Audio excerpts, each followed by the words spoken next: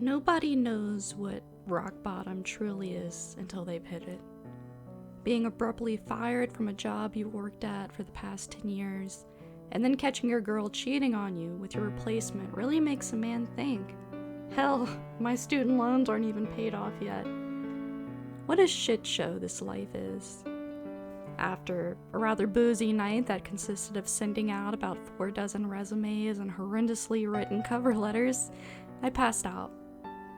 When I woke up the next morning, I decided to at least try and make some money at home while waiting for an interview. At that moment, I thought that the best way to go about it was completing those internet surveys that yielded $5 Subway gift cards and other shit like that after about an hour of answering questions. I mean, I didn't have any other marketable skills that could have yielded immediate income. It was either that or wasting the day away playing computer games, and at least I wouldn't have to pay for food. I did these surveys for about 5 hours before nearly passing out. It was way more excruciating than I'd originally anticipated. At the end of those 5 hours, I'd accumulated about $45 of cash in gift cards. $9 an hour. Not like I was making much more than that before. I was about to close my laptop up for the day and head to a bar in an attempt to drown out my melancholy when I first saw it.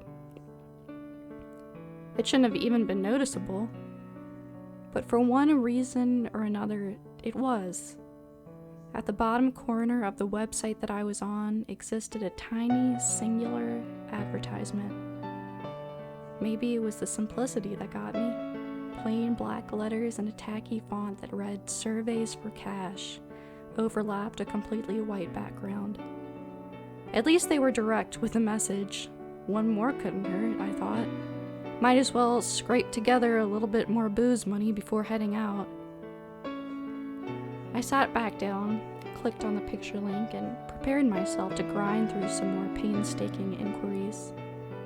The first few questions were simple enough. I guess they weren't really questions, but more data collection. My name, age, and occupation. I thought it was kind of weird that they also asked my weight and height, but it wasn't unheard of, I guess. The first real question was a different story, though. I must have stared at it, eyes wide and mouth agape, for God knows how long. What the actual hell? In plain English, this is what popped up on my screen. How strong is your urge to currently look behind you? There were 5 options below, ranging from not at all to overwhelming. There was no feasible reason why I should have been afraid at that moment, but I was. I tightened my breathing, trying to make out any subtle noises behind me. There were none. After maybe about 5 minutes, I worked up the courage to look. There was nothing. I sighed in relief and scoffed at myself at the same time. This must have been some kind of joke. However, I decided to entertain it, answering neutral and clicking on to the next question. This is what it read. Why would you look behind you? I smirked. Funny. Before simply typing in a "I don't know" in the response box and once again clicking next.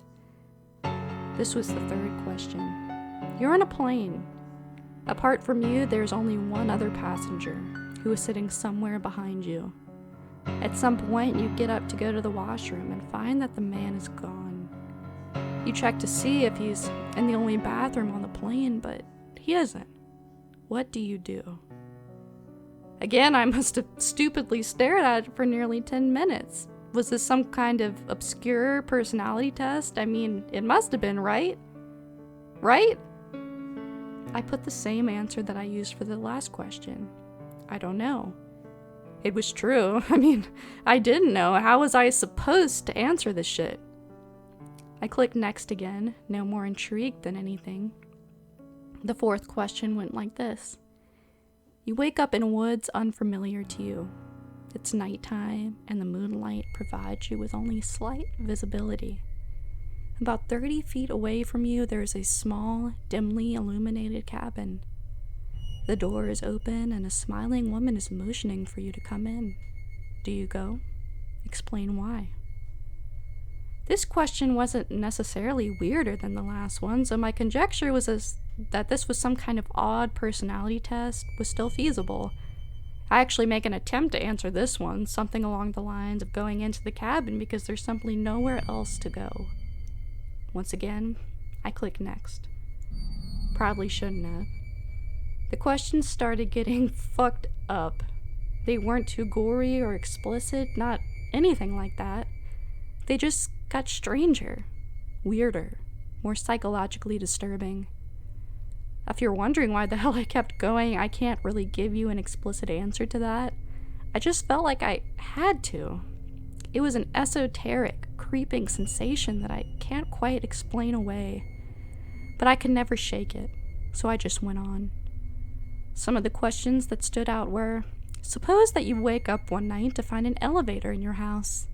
During every midnight after that, it opens up for 5 minutes, revealing an exact copy of yourself that gets progressively more injured as time goes on. Do you keep living like this? Or do you enter the elevator once and end it all?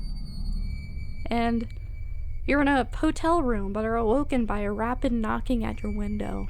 You peek through the blinds, seeing what appears to be a man missing both his eyes. He puts his mouth to the glass and tells you to kill the woman in the bathroom immediately. Do you listen to him? This was one of my least favorites. You're watching home videos with your mother. One of the tapes includes footage of her being murdered by a masked intruder. Your mother simply laughs at this footage without saying anything. In your opinion, is this a cause for concern? In addition to this insanity-inducing shit, there were some rather disturbing events happening in real life as well. I received a knock at the door about 30 minutes in. I looked through my peephole to find a guy standing there, frantically shaking his head and mouthing no while making direct eye contact with me. He looked terrified, and obviously I didn't open up.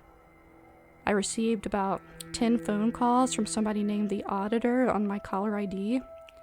They left a message every time, but each one was just a recording that consisted of someone saying numbers through heavy static. Actually, it sounded more like screaming now that I think about it. About an hour into this thing, and I was on the verge of a mental breakdown. I was petrified of looking behind me, even though there was no indication that anything should have been there. I heard some soft scratching coming from my vent at one point, so I moved my couch over it. Eventually, I reached what appeared to be the end of the survey. However, it wasn't a question. It was simply a statement. Don't let them in.